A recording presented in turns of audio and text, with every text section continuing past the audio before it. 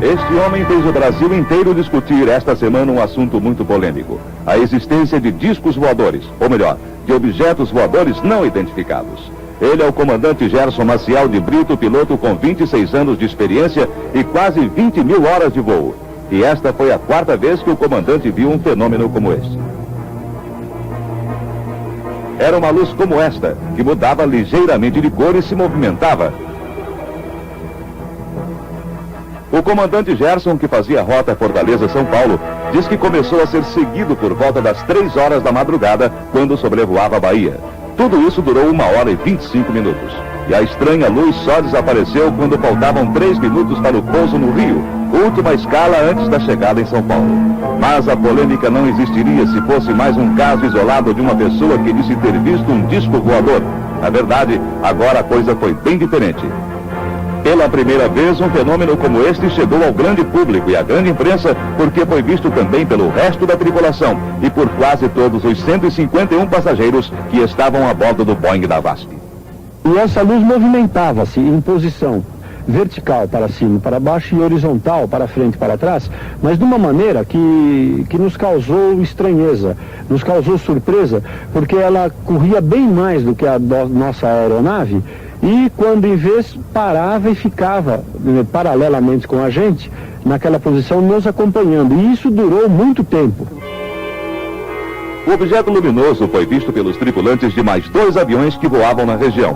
Um da Transbrasil e outro da Aerolíneas Argentinas. Outro fato importante e difícil de acontecer no Brasil: o comandante Gerson não fugiu da imprensa e em todas as entrevistas fez questão de dizer que tentou inclusive uma comunicação telepática com o objeto. Eu realmente estava mentalizando uma possibilidade qualquer de um contato mais positivo, compreende? Como assim, comandante? Assim, eu estava tentando ver se, caso houvesse essa possibilidade de uma transmissão telepática, eu solicitando que eles entrassem em contato comigo, por uma mensagem no nosso idioma, no idioma inglês, ou via um outro sistema qualquer. Eu tentei uma sinalização na aeronave, nos faróis de pouso e nos faróis das asas, compreende? E tentando ver os faróis. Pisquei várias vezes. Desde quando eu estava observando, alternadamente, eu piscava para ver se havia uma correspondência com essa correspondência? E houve exatamente nesse momento, quando houve a proximidade mais acentuada da aeronave, aliás, da nave, em relação à nossa aeronave, e o SINDATA, então, informou estar detectando na nossa posição esquerda, vamos dizer, no quadrante horário seria 9 horas. Na nossa lateral esquerda, a exatamente 8 milhas náuticas. O SINDACTA, Centro da Força Aérea que controla todo o tráfego aéreo no Brasil, negou que o radar tenha detectado qualquer coisa anormal na madrugada de segunda-feira. Mas pouca gente se lembra que 5 anos atrás aconteceu justamente o contrário. Foi o SINDACTA que avisou a um avião da Transbrasil que havia na área um objeto não identificado. Na época, a equipe do programa Amaral Neto Repórter entrevistou as pessoas que estavam de plantão naquele dia, começando com o sargento Nilo Ram, primeiro a avistar o objeto no radar. Quando eu estava de serviço, numa dessas consoles, foram detectados 2 alvos com velocidades, a primeira de 966 nós, a segunda 902 nós, nas imediações de São Paulo, fazendo a conversão dá mais de 1.600 km por hora. E essa velocidade espantou a Fernando Guimarães, um dos pilotos do avião da Transbrasil alertado pelo SINDACTA. Nós contestamos e perguntamos se realmente eram 906 nós ou 906 quilômetros. A resposta veio afirmativa, que era de 906 nós. Nós prosseguimos o voo. Em determinado momento, voltamos a chamar Brasília, informando que esse mesmo objeto estava nos provocando um ruído na nossa frequência de VHF em forma de um bip-bip. Só para ilustração, a distância de Vitória para Belo Horizonte dá 390 quilômetros. 390 quilômetros a distância de Vitória para Belo Horizonte. Essa distância foi percorrida, se fosse, no caso, a mesma aeronave, ou a mesma luz, ou o mesmo objeto, se fosse o mesmo, levou 3 minutos, como levou no caso. E deveria ter, segundo o cálculo do computador, uma velocidade de Mach 4.5. Mach 4,5, que corresponde a mais ou menos 5.600 quilômetros. Mas o caso desta semana envolvendo o Boeing da VASP foi contestado pelos cientistas. O astrônomo Rogério de Freitas Mourão, que acredita na existência de civilizações extraterrenas e já escreveu até um livro sobre isso, acha, no entanto, impossível que uma nave de outro sistema solar possa viajar até a Terra. Ronaldo, por que astrônomo nunca vê disco voador? É muito difícil um astrônomo ver por um motivo muito simples. A área que ele observa é muito estreita no céu. E, por exemplo, aqui nessa cúpula, ele tem a trapeira, que limita de fato. O resto do céu ele não tem uma vista panorâmica do resto do céu. Depois, a observação numa luneta, essa daqui que é maior, que tem um campo maior, é muito limitado. Ele vai ver uma fração muito reduzida do céu. Isso é muita sorte mesmo. É mais fácil acertar nos 13 pontos da loteria do que conseguir ver um objeto não identificado numa luneta. Inicialmente, Rogério Mourão levantou duas hipóteses relacionadas a fenômenos naturais. A primeira é de que teria havido a chamada aurora equatorial, fenômeno muito raro que ocorre em períodos de grande atividade solar. E atualmente o Sol vive um destes períodos. O outro seria o fenômeno do parahélio, que acontece quando o Sol ainda está abaixo da linha do horizonte. Veja, os raios do dia refletem nas nuvens que estão perto do avião. E com isso, os passageiros e tripulantes teriam visto apenas o reflexo do Sol nas nuvens. Mas o comandante Gerson contesta o astrônomo. Segundo ele, isto nunca poderia ter acontecido naquela noite. Para o horário em que foi computado o fenômeno, evidentemente não se cogitava absolutamente qualquer incidência de raio solar. Primeiro que a minha informação do fenômeno foi a partir das 3 horas e 12 minutos, quando tivemos a primeira observação, até quando nós tivemos a aproximação máxima, por volta das 3 horas e 47 a 50 minutos. E outra, naquela região em que nós observamos essa aproximação máxima do objeto, não havia uma formação nebulosa, de nebulosidade, melhor dizendo, que constituísse uma possível anteparo para uma resplandecência da incidência do raio solar. A outra hipótese considerada mais viável pelos cientistas é de que o comandante viu o planeta Vênus num dia de resplandecência fora do comum. O físico americano Bruce McBee, um dos maiores pesquisadores em fenômenos ligados a discos voadores, foi taxativo. Era mesmo o planeta Vênus. O astrônomo Ronaldo Mourão também considerou esta hipótese a mais correta. Mas ele fez uma viagem pela mesma rota junto com a equipe da Rede Globo e mudou de opinião. Depois de viajar na mesma rota, a minha impressão é o seguinte: para mim, eu acho que é tão fácil reconhecer Vênus que eu acho muito difícil que um comandante com 26 anos de experiência tenham confundido. Somente se tenha havido, num momento, algum fenômeno atmosférico que mascarou, deformou completamente o planeta Vênus, a imagem do planeta Vênus. O meteorologista Rubens Junqueira Vilela, que é um pesquisador de objetos voadores não identificados, também adverte que muitos fenômenos que ocorrem normalmente na natureza são confundidos com os discos voadores.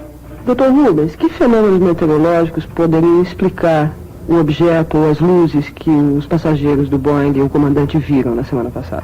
Bem, inicialmente ele ocorre, em primeiro lugar, a cintilação de estrela. Quando a estrela está muito baixa no horizonte, os raios luminosos são desviados pela própria camada de ar e os efeitos podem ser surpreendentes quando se trata de uma estrela grande, por exemplo, como o Vênus, e está próxima do horizonte. Em segundo lugar, eu poderia pensar no chamado raio-bola. É um fenômeno atmosférico muito raro. É uma espécie de relâmpago, mas que se dá na forma de uma esfera. Talvez possam ver aqui uma descarga elétrica, um raio comum, né? E embaixo um raio completamente diferente, de forma circular. Próximo ao solo. Próximo ao solo, isso em geral ocorre próximo ao solo e num dia que tem nuvens de tempestade próximas. A outra coisa que me ocorre é a nuvem lenticular. É uma espécie de nuvem formada nas regiões de montanha e que podem ser realmente espetaculares. Essa fotografia é tirada de um planador, porque os planadores aproveitam as correntes ascendentes formadas nessas nuvens para ganhar altura. Os recordes de altitude de planador são batidos nessas nuvens. E quando o Sol está em determinado ângulo, essas nuvens podem refletir intensamente a luz e dá a impressão de ser um objeto metálico. Ele tem a forma de lente, quer dizer, é aquele perfil de disco voador mesmo, isso pode confundir. No caso particular do objeto visto pelos passageiros e pelo comandante do Boeing, o senhor acredita que houve confusão com algum desses fenômenos? Não, eu não acredito. Eu acho que essas explicações que eu dei, eu poderia superficialmente explicar qualquer coisa, mas não com as características que foram observadas. Primeiro, a duração, 1 hora e 22 minutos contínuos de observação. Todos esses outros fenômenos que eu descrevi, eles têm duração muito curta, né? Assim, de alguns minutos no máximo. Mas mesmo com todas as dúvidas, as descrenças dos cientistas, existe muita gente bem informada, bem conceituada, que não tem medo de dizer abertamente que acredita em discos voadores. Um deles é Fernando Cleto Pereira, ex-diretor do Banco Central e do Banco do Brasil, que estuda o assunto desde 48, quando viu pela primeira vez um disco voador. Mas o que eu posso sugerir a esses que estão vendo objetos voadores identificados no momento, como esses pilotos e esses passageiros, é que não se preocupem em convencer aos outros. Façam apenas simplesmente um relato, eu vi isso, vi aquilo, mas não procurem convencer aos outros, porque haverá sempre alguém que não acredita e vai querer fazer uma gozação em torno do assunto. Outro pesquisador importante é o médico Max Berezovsky, que inclusive preside uma associação que estuda fenômenos extraterrenos. Então, Max, qual seria a origem desses objetos voadores não identificados? Provavelmente eles têm várias origens devido à morfologia bastante diversa. Quer dizer, o formato, algumas vezes têm forma de disco, outras vezes têm forma de charuto, outras vezes têm forma de panela, né? E não só isso, mas o comportamento deles, dos operadores. Muitas vezes, operadores seriam os tripulantes? Os operadores seriam os tripulantes, as pessoas que operam, que estariam dentro dessas naves. Eles têm comportamento e complexão física diferente. Muitos são pequenos, cobertos de pelos, alguns têm escafandros, outros são maiores, com a nossa vestimenta praticamente, e outros são figuras monstruosas até. O pesquisador mais antigo é o general Alfredo Moacir Uchoa, engenheiro, ex-professor da Academia de Agulhas Negras e diretor de 2 faculdades em Brasília. O senhor acha que esse episódio com o piloto da VASP é muito importante? Acho que é importante, muitíssimo importante, especialmente pela coragem e pela atitude do comandante, que não fez mistério em declarar tudo o que viu, e também pela felicidade que ele teve de chamar os passageiros para assistir médico. Realidade ou ficção, o certo é que os cientistas não estão tão alheios assim ao problema. Os americanos construíram nas montanhas de Porto Rico o maior radiotelescópio do mundo para ouvir as estrelas numa tentativa de provar que não estamos sozinhos no universo. O aparelho é tão sensível que seria capaz de ouvir com nitidez um programa de televisão, por exemplo, num planeta situado a mais de 1 trilhão de quilômetros da Terra. E os próprios astrônomos admitem que é praticamente impossível que não exista uma outra civilização no universo. Afinal, existe 1 milhão de galáxias como a nossa Via Láctea, cada uma com bilhões de astros parecidos com o Sol. E a dúvida aumenta quando são conhecidos os resultados de relatórios oficiais. Em 1974, o próprio ministro da Defesa da França foi à televisão para mostrar as conclusões de um estudo sobre fotos e filmes de objetos voadores não identificados. O estudo foi feito pelo Centro Nacional de Pesquisas Espaciais, que examinou mais de 4.000 fotos, e 10 delas foram consideradas autênticas, todas tiradas pelo fotógrafo francês Louis Albert Eté. São estas fotos que na época o Fantástico mostrou com exclusividade. A pesquisa oficial francesa diz que 65% dos discos são ultra rápidos, fazem trajetórias complexas e parecem desafiar as leis físicas e mecânicas.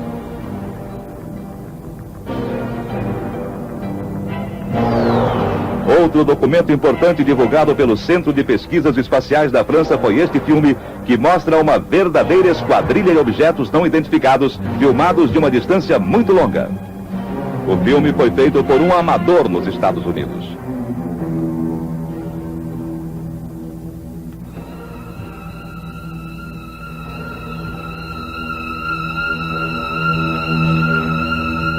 Mas o único filme totalmente aprovado por um órgão oficial é este. Tem 10 segundos e foi feito a 30 quilômetros de Paris por um engenheiro americano. Até agora ninguém conseguiu descobrir qualquer fraude nele.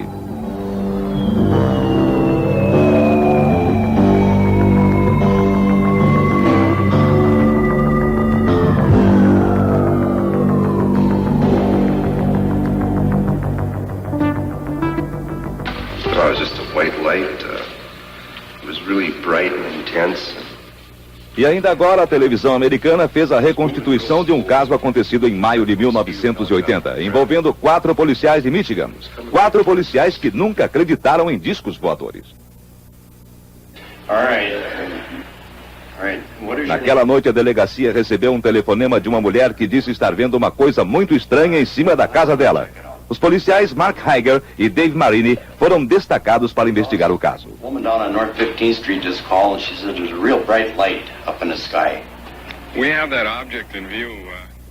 Eles ligaram para a central para avisar que o objeto não fazia nenhum ruído. Não sabiam o que era, mas tinham certeza de que não era nenhum avião ou helicóptero.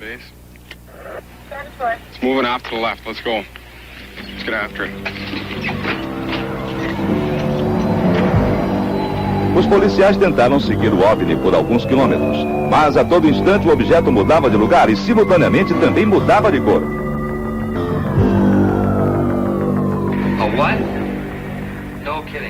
Apavorados, eles ligaram para a central e chamaram o xerife Ned Strager, que saiu junto com o policial Gerald Foles.